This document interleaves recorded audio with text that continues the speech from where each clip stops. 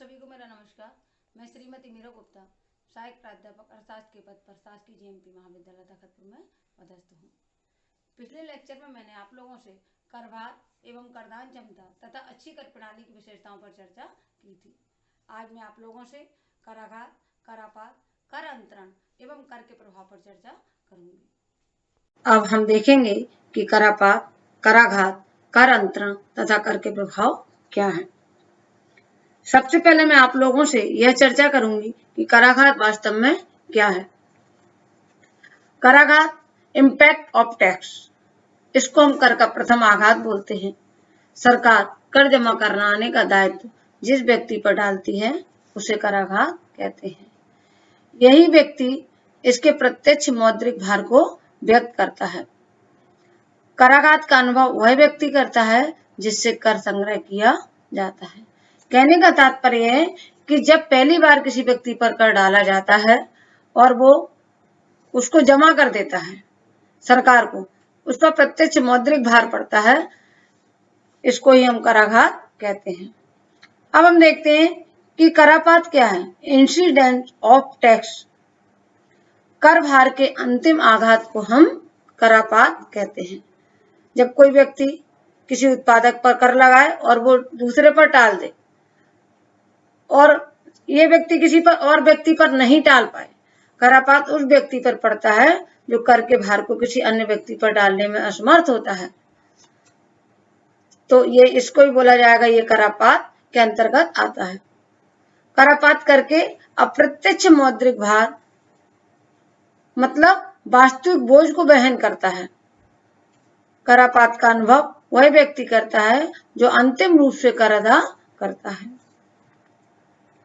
अब देखेंगे हम कर अंतरण क्या है। शिफ्टिंग ऑफ टैक्स, वह प्रक्रिया जिसके द्वारा एक व्यक्ति स्वयं पर लगाए गए कर भार को अन्य व्यक्तियों पर डाल देता है, इसे हम कर अंतरण कहते हैं। कर अंतरण को ही हम कर विवर्तन भी कहते हैं। कर विवर्तन एक कानूनी अपराध नहीं होता। हम इसको एक उदाहरण के द्वारा और समझ सकते हैं कि कराघात क्या है, कर विवर्तन क्या है और करापात क्या है। जब सरकार प्रोड्यूसर यानी राइस मिल पर कर का भार डालती है और ये होलसेलर मतलब थोक विक्रेता पर डाल देता है, रिटेलर होलसेलर जो रिटेलर पर डाल देता है, फुटकर विक्रेता पर, और ये फुटकर विक्रेता उपभोक्ताओं पर कर का भार डाल देता है। तो जब शुरू में प्रारंभ में सरकार ने जो टैक्स लगाया है प्रोड्यूसर, इसको हम बोलते हैं कराघात, इम्पैक्ट। और जब ये शिफ्ट किया थोक विक्रेता से फुटकर विक्रेता और उपभोक्ता, तो बीच की जो प्रक्रिया कहलाती है कराघात से करापात तक आने की, इसको हम बीच में बोलते हैं शिफ्टिंग ऑफ टैक्स, मतलब कर का टैक्स का शिफ्ट कर दिया है इसने।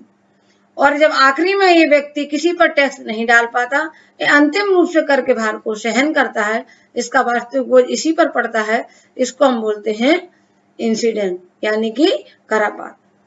इसमें दो तरह का विवर्तन होता है, अग्रगामी और पश्चगामी। जब प्रोड्यूसर ये कर के भार को जिस पर लगाया गया है आगे की ओर बढ़ा देता है, तो इसका हम बोलते हैं फॉरवर्ड, अग्रगामी विवर्तन।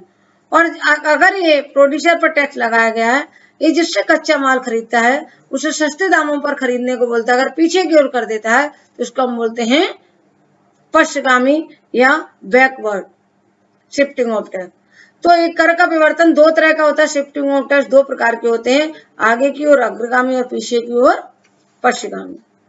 आगे नेक्स्ट हम देखेंगे कि करापात तथा कर अंतरण क्या है। इंसिडेंट ऑफ शिफ्टिंग मतलब कैसे प्रभावित करते हैं। अगर किसी व्यक्ति पर करा लगाया जाता है, किसी व्यक्ति पर कर लगा है, तो उसका पे जो प्रभाव पड़ता है करापात का, वो क्या पड़ता है, उसमें देखेंगे करापात तथा कर अंतरण का अध्ययन विभिन्न बाजारों की मांग एवं पूर्ति की लोचों पर निर्भर करता है, या हम कहें मांग और पूर्ति के साथ साथ लागत स्थितियों द्वारा भी निर्धारित किया जाता है। अगर पहली कंडीशन इसमें हम देख रहे हैं कि मांग की दशाओं का प्रभाव पड़ता है और पूर्ति की दशाओं का।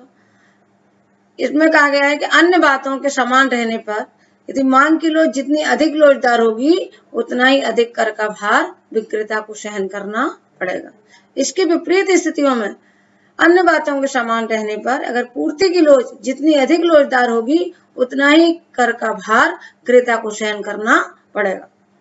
मतलब अगर हम मांग की लोच अधिक लोचदार है तो उसका भार विक्रेता को सहन करना पड़ता है, और अगर पूर्ति की लोच अधिक लोचदार है तो उसका भार क्रेता को सहन करना पड़ता है। इसको हम और स्पष्ट रूप से समझने के लिए इसकी मांग की लोच के जो विभिन्न प्रकार हैं उसके द्वारा समझाया है चित्र में। तो हम देखते हैं कि मांग की दशाओं का कैसे कैसे प्रभाव पड़ता है और मांग की लोच किस किस दशाओं में कौन कौन सी, और क्रेता पर भार क्या पड़ेगा, विक्रेता पर क्या प्रभाव पड़ेगा। पहला है जब मांग पूर्णतः लोचदार हो, अनंत होती मांग, तब कर का संपूर्ण भार विक्रेता को सहन करना पड़ता है। चित्र के द्वारा हम देख रहे हैं। क्यों?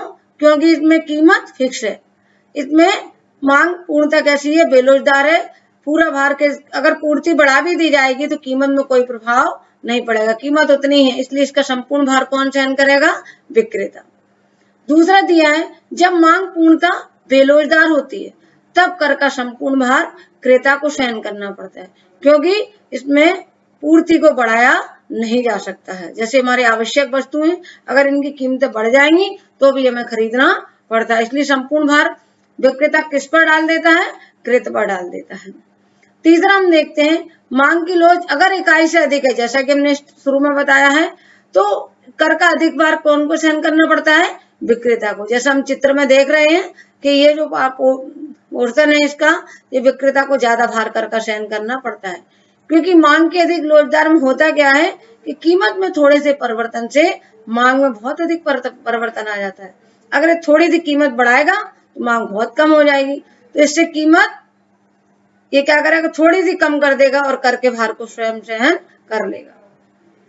फिर है मांग की लोच जो है इकाई से कम।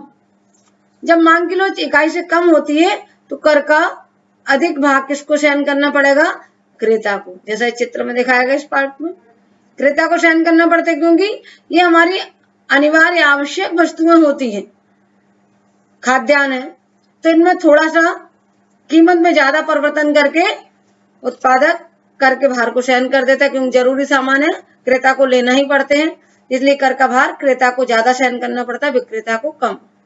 अब हम आगे देखते हैं जब मांग की लोच इकाई के बराबर होती है, तो जब मांग की लोच इकाई के बराबर होती है तो कर का भार क्रेता और विक्रेता को दोनों को आधा आधा सहन करना पड़ता है।